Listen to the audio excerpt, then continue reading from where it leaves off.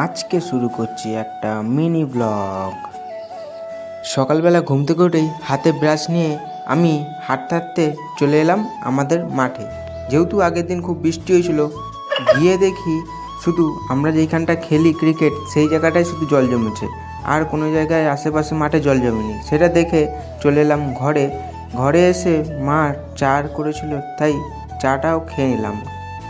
তারপর সাইকেলটা নিয়ে বেরিয়ে গেলাম দোকানের উদ্দেশ্যে। দোকানে গিয়ে দোকানের মালপত্র কিনেই আবার চলে এলাম ছাদে।